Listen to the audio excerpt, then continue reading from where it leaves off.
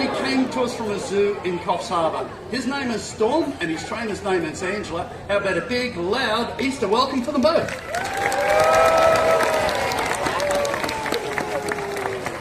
As you can see already, Angela and Storm have a strong relationship. That rapport is built on trust, which means it's really quite important because that way Angela can establish new behaviours.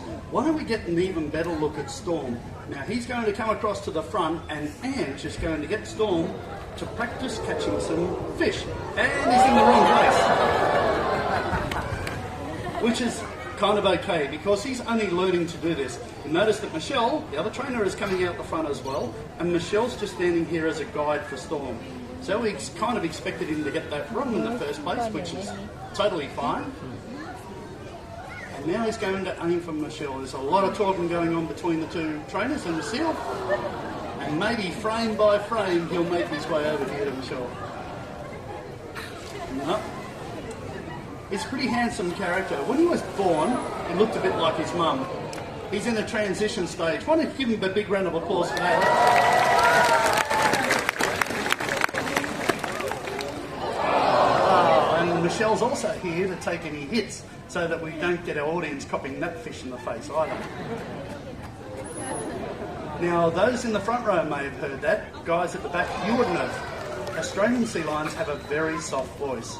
A soft vocalisation. Oh, great catch there, Storm. Ange is throwing him one fish after another to reinforce that he's in the right place, but at the same time getting him used to fish that are coming in his direction. This time, when Storm's in place here in front of Michelle, have a look around his mouth.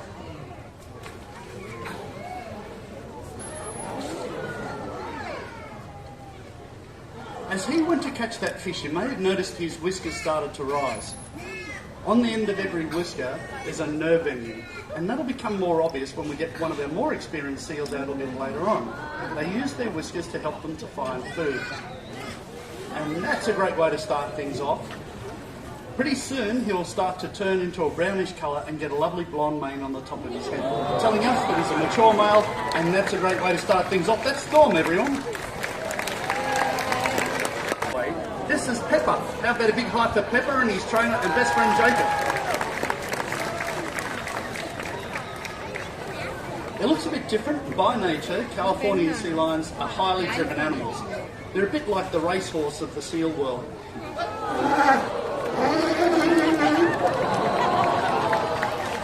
And Californian sea lions are the only ones with that loud, sharp bark. To get away from something dangerous, even off the coast there in California, they'll swim quickly, just like this, but at the same time, they can leap out of the water and even change direction. Jacob's going to get him to do this in a moment's time. Wow, he is on fire today. He's offering all sorts of behaviours that are unwanted. What we want to see Pepper do is to be cued off the stage area, swim through, leap out of the water and turn into a bit of a corkscrew. So focus your cameras on the middle of the water here and let's see how it goes. Alright, we've got a few down the front there.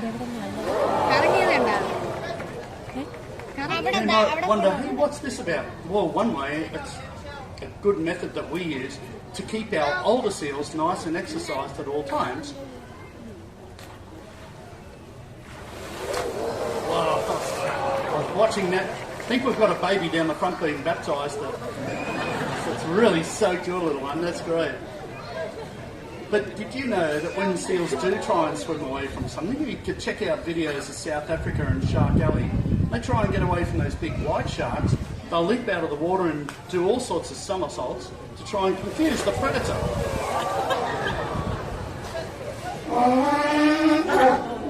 Now that pole is a kind of target pole.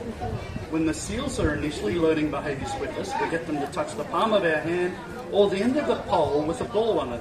That way we can guide them into whether they need to move to certain parts of the stage or leap out of the water or change direction in midair.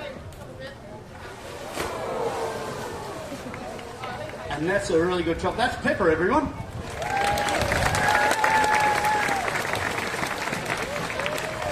Great job, Pep. We like to present Californian sea lions. We're the type of seal that we believe live the closest to humans. Is the big population of them. Is he back? All right. Now, we try and make a lot of our sessions as much fun as you can imagine as we possibly can. Sometimes the seals try and extend those sessions, which is what Pepper's just doing now. He's swimming back because he wants to continue that. Jacob's simply giving him a bit of time out. Now, if he doesn't want to leave and he wants to swim at our expense, then that's totally fine. We'll just allow him to do that. Jacob's just allowing him to calm down, settle down a bit. When he gets back into position, he'll get him to do something simple, just like a wave. He's done that correctly, and he'll get a reward. Now that Pepper's focused on Jacob, he follows him off straight away. When this is Cisco.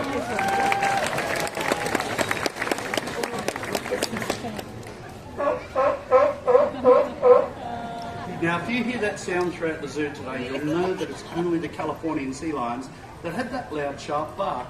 And today, with Ange, they're going... Now, Cisco has just, for example, swum up behind a fishing boat, torn off a piece of net by thrashing that net around vigorously like he's doing right here, and winning the audience, hopefully. There you are.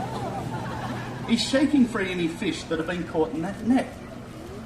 But that becomes dangerous. He's turned that piece of netting into a piece of marine debris. We get over 1,000 native animals brought into our wildlife hospital every year. A lot of those are seabirds that are entangled in all sorts of stuff, even seals and turtles as well. Becoming entangled in a piece of netting like this leads to a sad ending.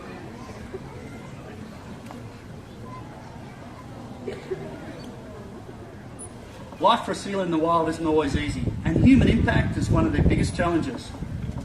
I think Cisco's doing pretty well so far. What do you think? Well, as with Storm earlier on, you may have noticed today just how good our seals are at catching the fish that are thrown to them. That's because their sensitive whiskers help with the sense of touch. Now, to demonstrate that, I'm going to count to 3. We want you all to yell as loudly as you can, whiskers, and stare at Cisco's face. 1, 2, 3. Thanks, Cisco. Really well done. On the end of every whisker, as I mentioned earlier with Storm, there's a fine nerve ending. Now, in the wild, seals will fold their whiskers forward when they're searching for fish. Their whiskers are so sensitive, they can detect the movement made by fish swimming close to them. That way, they can even feed at night time or in murky water. On an average day, Cisco can eat around 12 kilos of fish, 2 of those buckets. But what happens when those buckets run out?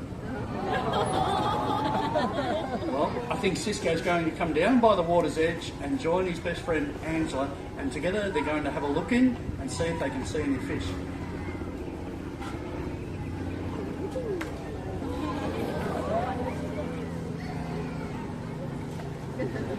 That's a pretty good look. Any fish there, Cisco?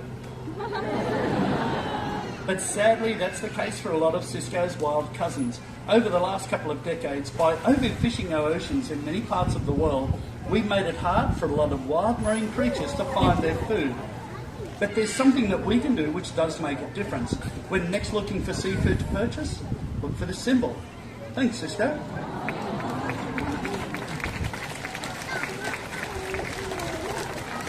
If you pick up a can of tuna or salmon, you may see that. It comes from the MSC, Marine Stewardship Council. Choosing seafood marked with that symbol means you protect fish stocks, jobs and the environment, simply by choosing sustainable seafood, keeping someone like Cisco a lot happier for a lot longer. It's a pretty cool smile, and that's a really cool seal. That's Cisco, everyone. Great job, guys. Thank you. You may notice there that Angela was using a whistle. That whistle is called a bridge. Let's get a good look at him. This is Murphy and his trainer Michelle. How about a big high for these guys?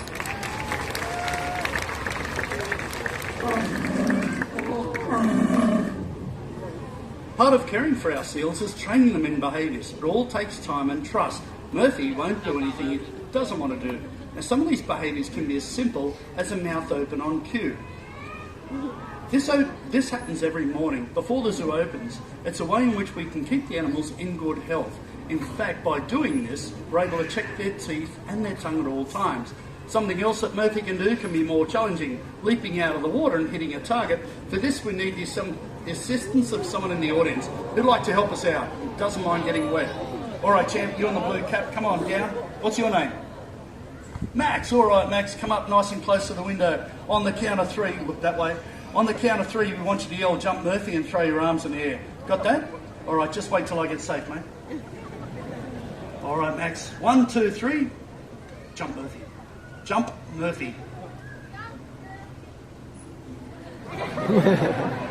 Max, that was a really good attempt, but we'll have to ask him. Murphy, was that good catch? Was that loud enough for you?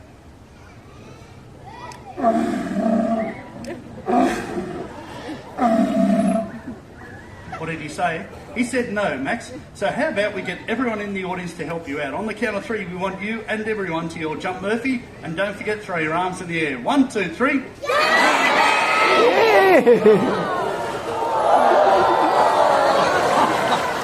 You just looked around the right time, Max. How about a big round of applause for our volunteer?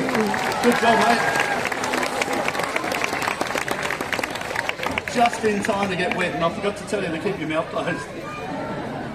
Now, swimming quickly is a way in which the seals can get away from a dangerous animal like a shark, but leaping out of the water and changing direction is simply another. As I mentioned earlier, and that's Murphy and Michelle.